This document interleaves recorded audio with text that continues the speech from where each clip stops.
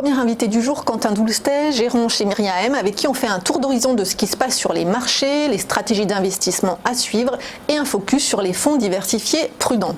Bonjour Quentin. Bonjour Anne-Laure. On commence avec vous donc par le bilan sur les marchés en ce début d'année. Que s'est-il passé sur les 4 premiers mois, sur les indices, les valeurs, les taux? Alors on a eu un début d'année assez exceptionnel avec sur les 4 premiers mois d'année des performances largement positives sur l'ensemble des classes d'actifs. Mais ces 4 mois exceptionnels qui arrivent après un dernier trimestre 2018 tout aussi exceptionnel, mais dans l'autre sens, on avait eu des performances négatives sur la majorité des classes d'actifs et un fort regain de volatilité. Alors pour vous donner un ordre de grandeur, on est à peu près entre 2 et 3% de performance depuis le début de l'année sur les taux, on est entre 5 et 8% sur les obligations risquées, donc le high yield, et on est autour de 15% sur les actions. Donc on efface depuis le début de l'année les performances négatives de l'année dernière et on a des performances légèrement positives sur un an. Donc ça c'est les performances des indices globaux. Lorsqu'on regarde un peu plus dans le détail, il y a beaucoup de dispersion, notamment entre les différents secteurs et types de valeurs. On a notamment les secteurs les plus cycliques qui avaient fortement souffert l'année dernière, qui rebondissent fortement depuis le début de l'année, et les valeurs de croissance qui surperforment. Les valeurs de croissance, c'est les valeurs qui ont une forte visibilité sur la croissance future. D'accord. Alors justement, quelles sont les perspectives dans ces conditions macroéconomiques et surtout en fonction des événements, comme on l'a vu ces derniers jours, géopolitiques actuels? Alors les perspectives sont toujours bonnes. On a en toile de fond un environnement macroéconomique qui reste robuste. Malgré toutes les alertes de la Commission européenne, du FMI sur la croissance mondiale, on ne le voit pas tellement finalement dans les résultats des boîtes. Alors on ne le voit pas dans les résultats des boîtes et on ne le voit pas aussi dans les données macroéconomiques. Alors c'est sûr qu'on a eu un ralentissement l'année dernière, on est plus sur un niveau de croissance qu'on a pu connaître en 2017, mais en zone euro on s'attend à un niveau de croissance proche de son potentiel. Aux États-Unis on a toujours un niveau de croissance robuste supérieur au potentiel, et tout ça dans un environnement d'inflation qui reste relativement faible, inférieur aux limites de 2%, aux cibles de 2% des principales banques centrales.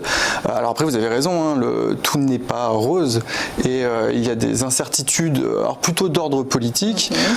On l'avait vu à la fin de l'année 2018 où les marchés étaient finalement très dépendants de l'orientation de la politique monétaire de la Banque fédérale américaine, et on le voit depuis le début du mois de mai.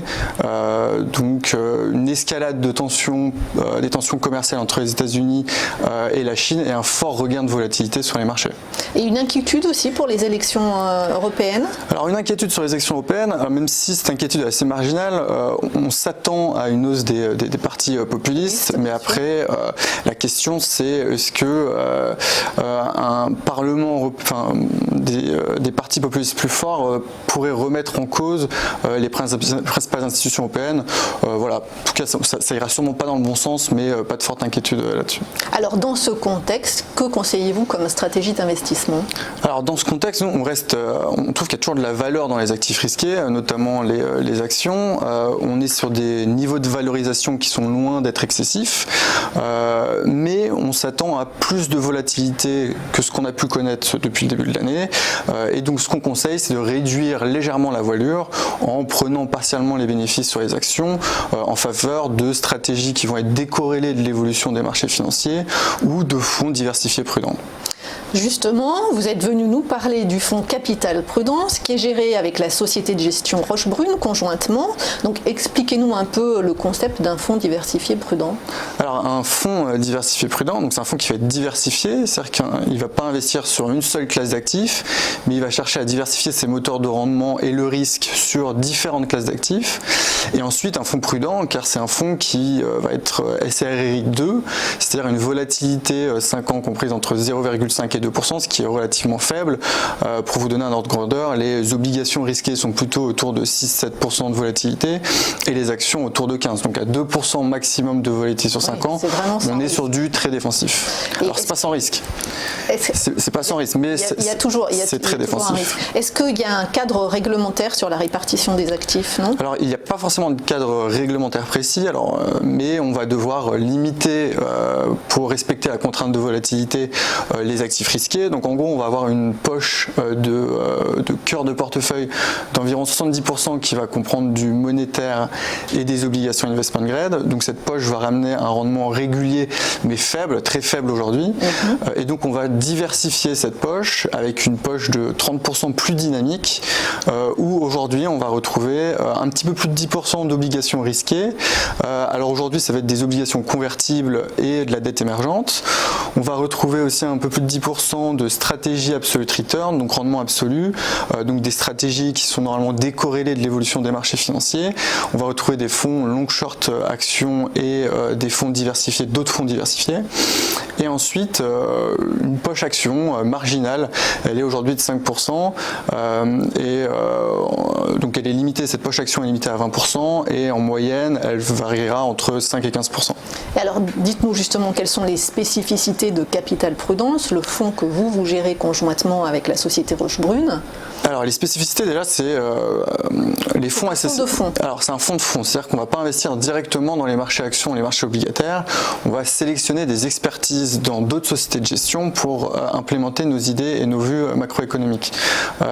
Ensuite, c'est un fonds diversifié, c'est-à-dire que la répartition du risque se fera sur plusieurs classes d'actifs.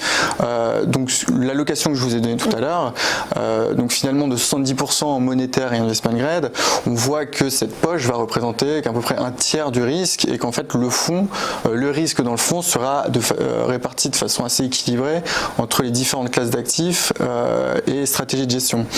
Alors l'une des particularités du fonds, c'est qu'elle va associer deux sociétés de gestion, deux expertises complémentaires. Rochebrune, donc qui est spécialisée dans la gestion action et la sélection de valeurs, et Myria Asset Management qui est spécialisée dans la gestion diversifiée et qui va s'occuper de l'allocation d'actifs et du pilotage du risque du fonds. Et on va retrouver ces deux sociétés de gestion tout au long du processus d'investissement. On va définir en commun un environnement macroéconomique et financier. Ensuite, Myria va analyser les différentes classes d'actifs et définir un assemblage de classes d'actifs optimal en adéquation avec le risque souhaité. Rochebrune, expert en action, va nous conseiller sur la sélection et sur les segments à privilégier sur cette poche action, et ensuite Myria va gérer le risque et va gérer l'allocation de façon dynamique. Et à l'heure actuelle, à quel niveau est le risque justement? Est-ce qu'il y a un niveau de risque élevé? Et quel type d'actifs on retrouve dans la poche action par exemple? Alors aujourd'hui on a un niveau de risque assez élevé, c'est-à-dire que dans une fourchette de 0,5 à 2, on est à 1,5% de volatilité 5 ans. Alors c'est pas forcément dû à la construction de portefeuille qui reste défensive, mais c'est plutôt la hausse de la volatilité qu'on a pu connaître en fin d'année.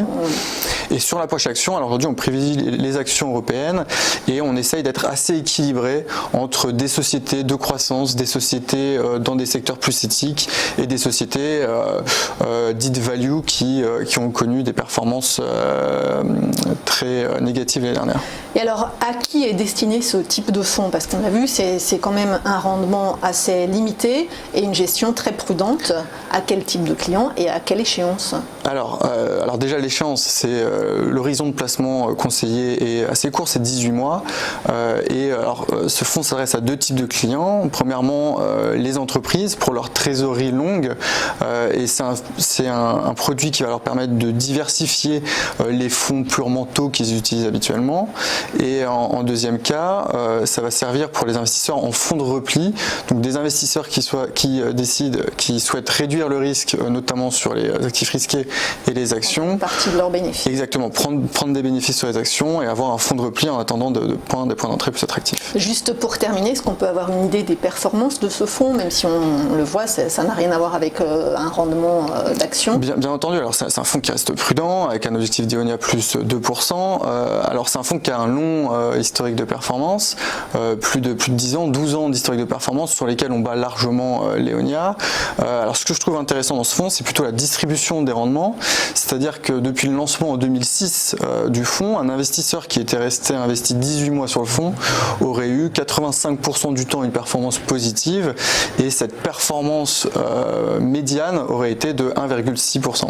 Clairement, là, vous trouvez que le contexte se prête justement à prendre une partie des bénéfices et à placer dans ce fonds-là ou dans ce type de fonds. Exactement. Et ce peu d'argent. Exactement. Et ce type de fonds va permettre de diversifier les fonds de repli habituels qui sont des fonds taux à duration courte, avec un fonds diversifié qui diversifie justement les sources de rendement et les sources de risque. Merci beaucoup, Quentin Doulcet. Je le rappelle, vous êtes gérant chez Myria AM.